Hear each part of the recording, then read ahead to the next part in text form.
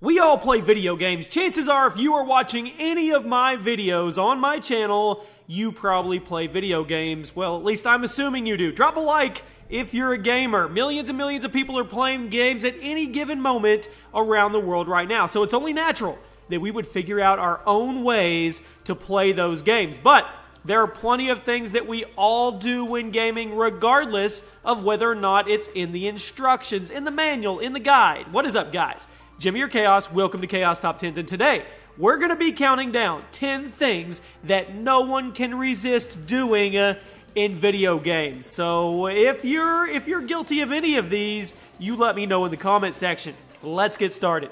I'm running a huge Fortnite 15,000 V-Bucks giveaway the entire month. All you have to do to enter is like this video, be subscribed to the channel, turn on your notifications, and leave me a comment why you want to win with your Twitter handle attached. The winner will be picked at the end of the month. Kicking off our list today at number 10 is simple. It's screen watching in split screen games. Now, it doesn't happen as often as it used to when it was more prominent, but it does happen, and no one wants to admit it, but everyone watches other people's screen, or you've done it at least once. Screen watching is when you are playing a split screen game with your buddy on the same TV or monitor, and you promise not to look at their side of the screen, but you totally do it anyway. Then you deny it when they ask you how you knew exactly where they were going to be. Now, to be fair, this is kind of just a side effect of playing a competitive game in split screen, and it's pretty much impossible to not screen watch someone, but you can at least try not to. And this has happened in competitive as well. People have been caught and actually kicked out and banned out of competitions for watching other people's screen. And my memory of this is GoldenEye, when me and 3 other buddies, we played 4 people on one TV, so you can't not look at their screen. At number 9, visiting strip clubs in GTA. This is one of those things that's pretty much, nobody can resist this while you're playing the game. Come on now, your curiosity is going to get the best of you. The GTA series has been around for a long time and has become infamous for its extreme violence and freedom of gameplay, as well as its coverage of mature and taboo themes in the campaigns. But ever since the option to visit a strip club was added into the Grand Theft Auto series, it has become a staple of the series. However, this is kind of a strange thing because it's almost never actually required or even implied that the player needs to do this. There's just something intriguing about being able to go visit a strip club in a video game because, let's be honest, it's not like strip clubs are something that you experience every day, and the fact that they're in your virtual world, that's like putting a big chocolate cake out on the table and then putting a little sign saying, "Don't touch this." At number 8, leaning while driving. This is an IRL entry that I'm pretty sure we are all guilty of. When we're playing a racing game, or maybe even just a regular driving mission during a non-racing game, it's not uncommon for us to find ourselves leaning from left to right in real life in sync with our in-game vehicle. We know that it gives us absolutely no extra benefit, and we know that it literally does nothing, and we know that it looks ridiculous, and yet we can't help doing this. I want to know, circle of trust in the comment section, have you ever been guilty of doing this? At number 7, driving like a normal person. This one applies to just about every open world game where you can drive a car or any vehicle around the town. In most open world games, while driving involved, like GTA or Saints Row, you don't actually have to follow the traffic laws, or else the game would be pretty boring and slow. This is why you can run every red light in the city of GTA without ever getting in trouble by the police. But I'm sure that we have all tried driving like a good citizen just to see what it felt like. Sure, it's not as exciting to play GTA while you're stopping at every red light and following all the traffic laws, or maybe waiting till it's safe to turn or let pedestrians cross the street and leaving plenty of room for that old lady. But for whatever reason, we can't resist trying this from time to time. At number 6, screwing over your bud, your friend. Co-op games are a ton of fun to play with friends, and they help bring back those feelings of gaming just being more simple and before things were so complicated and corporate.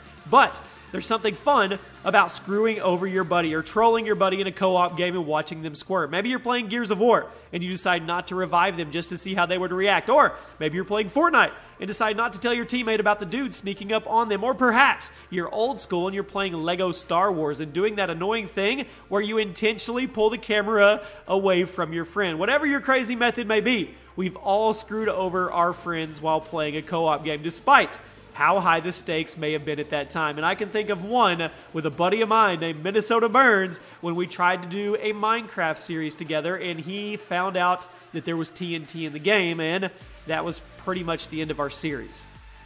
Cracking into the top 5 today, bothering the NPCs. Most games now will have an NPC of some kind running around the world with you, be it civilians in an open world game or your squad mates in first-person shooters. But for whatever reason, it seems that we just can't resist bugging these NPC characters. I'm sure you guys know what I'm talking about here, like when you're running around the map in GTA and you go bump into a civilian just to see what they'll say or what their reaction will be, or when you're playing Halo and you shoot your teammate in the foot to hear him complain about it to you. Now, in real life, there's obviously consequences for being a public nuisance, but in a video game world, you can do it as much as you want to, and you do it just to see what reactions you will get.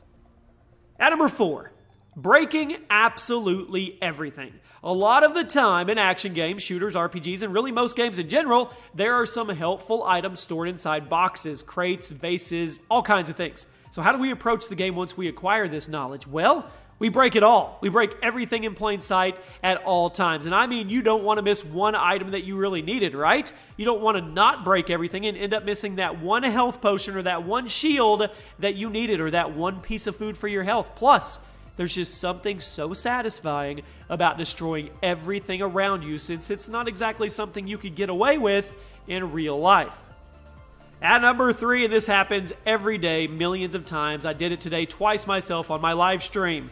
Blaming the stupid controls. We gamers are a pretty confident bunch, and we'll gladly go into a new game with little to no knowledge of how the mechanics actually work, and we will be very confident in our ability to beat it without much of an issue. Obviously, we fail a bunch during this process, but one of the most common criticisms is we often we say the controls are stupid. It seems like whenever we suck at a new game that has a control scheme we aren't used to, we are all pretty quick to blame the controls in the game itself instead of the fact that we're just not used to them. We haven't programmed our muscle memory to adapt. And I mean, sure, learning a new control scheme is difficult, but that should be expected, right? How many times have you blamed the stupid controls in a video game? At number 2, hiding in a corner or a doorway.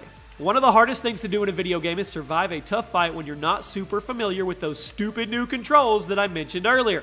Perhaps you're playing a new shooter and you're super unfamiliar with the way the gun works or the enemies attack, or perhaps you're playing a new action game where you can't seem to get the hang of the combat. So what do you do in these situations? Well, you either find a nice corner to sit, or maybe you funnel all the enemies neatly into a doorway and just take them out one by one without getting hurt yourself. It's a pretty lame tactic, and if you do this while playing online, there is no doubt that people are going to call you out for it. But when you are playing a single-player game, campaign offline mode, there's no shame in camping your little hearts out. You can do whatever you want. I guarantee you, everybody has done a funnel system or a train system and camped to get farther in a single-player game. And finally, at number 1 today, teabagging. Come on, we all do this from time to time, and I know it's an older ritual, but it's still around. It doesn't matter what game you're playing or whether or not it's even an online game. Everybody who has ever played a video game has probably teabagged or been teabagged at one moment in their career. In case you're new to the gaming world, teabagging is when you beat an enemy and you stand over them, crouch on top of them over and over to plop your goodies in their face and rub in your victory. Now, teabagging has been around for as long as multiplayer shooters have, but it was really popularized during the Halo 2 days, and it has since become the universal showing of disrespect towards an enemy. Even if you don't consider yourself a disrespectful player, there's just something satisfying about winning a tough fight and then dropping your kids off in their face. Now, there are other things like shooting a dead body, or Fortnite, you have all the emotes and the dances and everything like that. But the originator, the beginning legend when it came to trolling, was definitely teabagging.